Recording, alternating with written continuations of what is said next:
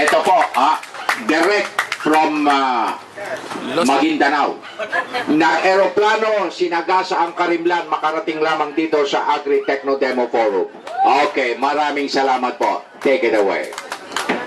Thank you very much. Magandang umaga po. Totoo po yun.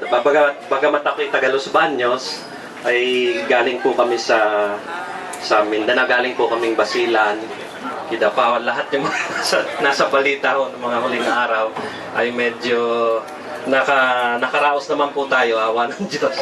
Ang dahilan po ng pagpunta namin doon ay para matulungan din namin yung mga ating magsasaka doon sa mga medyo mas nakakalungkot na lugar po talaga. Baka meron po sa inyong galing doon, ano?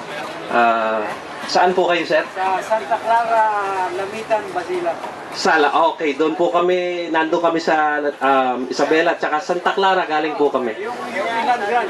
Opo, galing po kami doon sa Pilan Grand. Nag-gather kami ng sap Ng rubber. Yeah. Opo. So meron po tayong project ngayon doon ng rubber, SNT Community-Based Farm. So tinignan po namin yung area at napakaganda po ng rubber doon.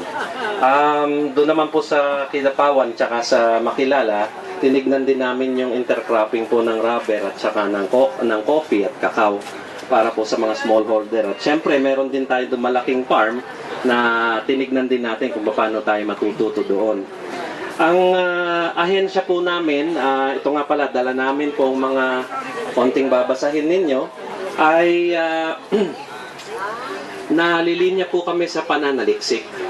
So, kaalyado po namin ng Department of Agriculture, nasa Department of Science and Technology lang po kami, kaya ang DA po ay nakaupo sa aming governing board para po nang sa ganun ay yung mga problema po ng Department of Agriculture ay naipapasa po sa amin at pwede namin pong pag-aralan.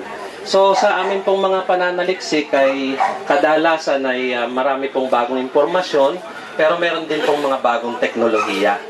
So, may mangilan-ngilan po sigurong makukuha kayo ditong mga kaalaman na yung iba alam na ninyo siguro, yung iba medyo makabago.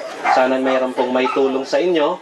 At siyempre po, yung mga ibang babasahin ay para po malaman po natin kung ano pong mga bago at mga aming inaaral pa po. Marami po kasing pag-aaral sa agrikultura na nangailangan po ng sapat na panahon.